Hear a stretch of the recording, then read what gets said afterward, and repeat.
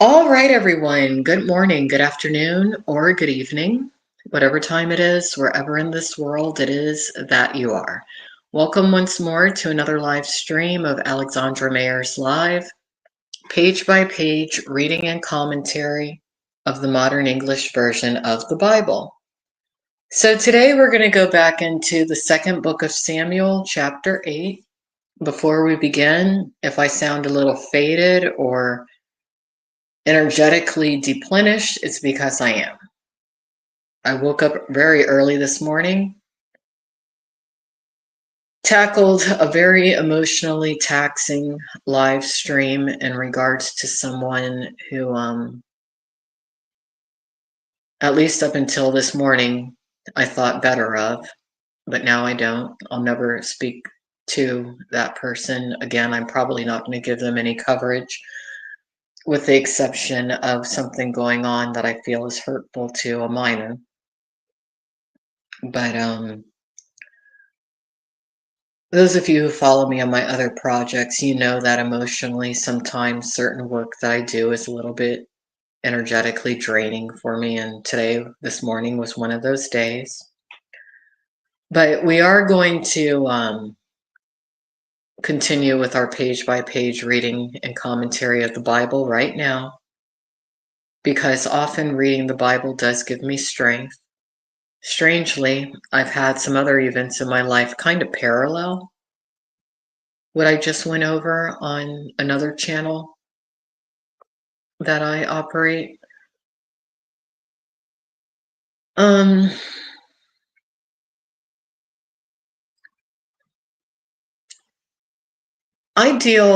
what I will say is that I really relate to the story of David in both the book of Samuel 1 and the book of Samuel 2, because there's a lot about me that strangely is a lot like David. And I didn't realize it until I started reading about David. When I thought about David, I always thought about David versus Goliath. And that's definitely a pivotal point in his story. It definitely does define who he is to an extent, but I didn't know David was stalked to the extent that he was. I didn't know that he embodied as much compassion as the Bible outlines that he did. He didn't have to. He absolutely didn't have to. But he did. And I kind of understand why.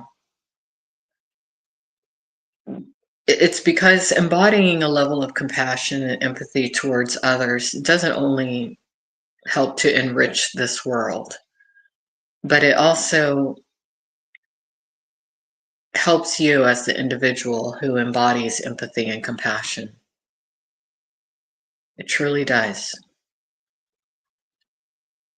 Over on my other project, I invited some other people over here to listen to the various stories of the Bible, should they choose to.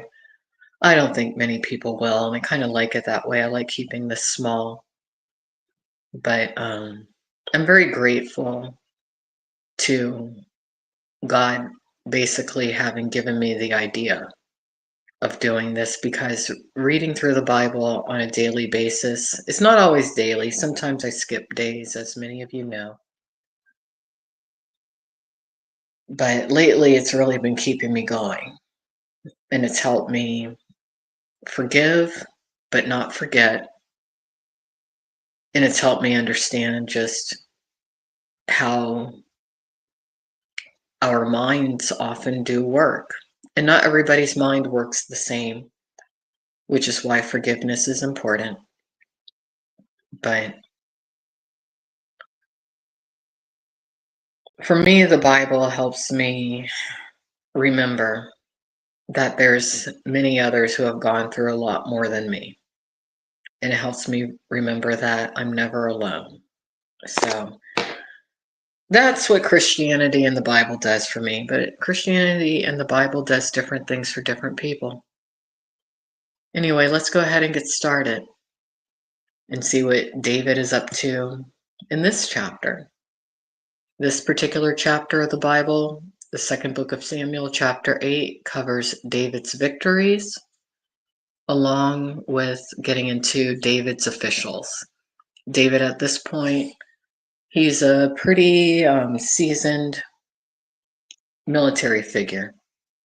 So let's see what happens. Afterward, David defeated the Philistines and subdued them. And David took Metheg Ammah from the hand of the Philistines. He also defeated Moab. He measured them with a length of rope, forcing them to lie down on the ground. He measured 2 lengths of rope to be put to death, but the entirety of 1 length he allowed to live. That's interesting. Because as we know, David defeated Goliath, who was said to be physically in stature larger than everybody else. So now he's measuring people that he feels are too large physically, and that's who he's putting to death. And I'm wondering if that goes back to the genetic remnant that might have been in the population at that time of the Nephilim. Might have been. And for those of you who don't know what the Nephilim or Nephilim are, I would suggest you Google it. It does tie into a lot of the theories of the ancient aliens theorists. So the Moabites became subject to David, bearing tribute. David also defeated Hadadezer, the son of Rehob, king of Zobah, when he went to restore his authority over the Euphrates River. David seized from him 1,700 horsemen and 20,000 foot soldiers. And David hamstrung all of the chariot horses, save those for 100 chariots. The Arameans of Damascus came to help Hadadezer, king of Zobah, but David defeated 22,000 men of the Arameans. David put garrisons in Aram of Damascus, and the Arameans became servants who bore tribute to David. The Lord helped David wherever he went. So he still has favor of God at this stage. David took the shields of gold that were issued to the servants of Hadadezer and brought them to Jerusalem from Betah and Berothai, cities of Hadadezer. King David took great quantities of bronze. When Toi, king of Hamath, heard that David had defeated the entire army of Hadadezer, Toi sent his son Joram to King David to greet him and bless him on account of his fighting with Hadadezer and his defeat of him, for Hadadezer was an opponent of Toi. Joram brought with him implements of silver, gold, and bronze, which King David dedicated to the Lord, along with the silver and gold that he dedicated from all the nations that he had subdued.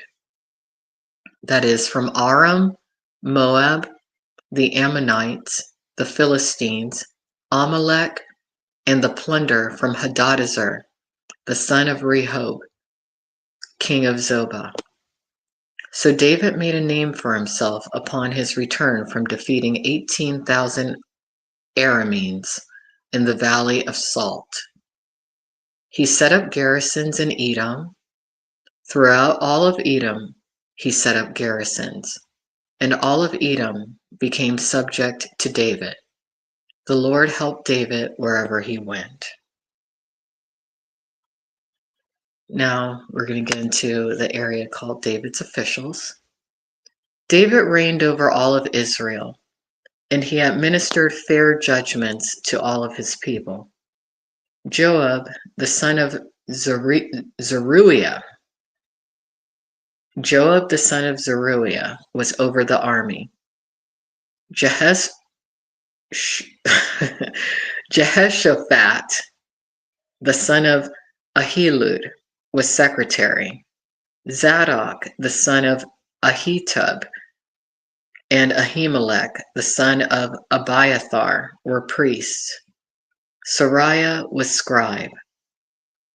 Benaiah, the son of Jehoiada, was in charge of the Korathites and the Pelethites. The sons of David were chief ministers. So that's it in regards to the second book of Samuel, chapter 8. I'm going to go ahead and leave it there because, like I said, I'm a little emotionally depleted. Those of you who may be interested going forward, I'm going to go ahead and talk extensively about an element in our society that really just now is being addressed when it comes to the abuse of children. I'm talking about children who are victims of narcissistic parents and what they go through unchecked. Strangely, I have found that the Bible tackles that topic. I didn't even know until I started doing some research into it. But I'm glad that the Bible does talk about that topic because though I'm definitely going to draw from a lot of psychological and psychiatric resources when it comes to that project, and that project is called Streamer Parents. It's on a channel called Streamer Parents, all one word. Even though the medical profession is addressing it, I really feel that there's probably more spiritual information in regards to narcissism than I'm aware of. And I do want to get that out there to a lot of you, whether you're a parent or not. Really, if you're the child of a narcissistic parent, I think that you might find my project Streamer Parents of benefit to you. So everyone take care. Have a great day. Thank you for listening. Bye-bye.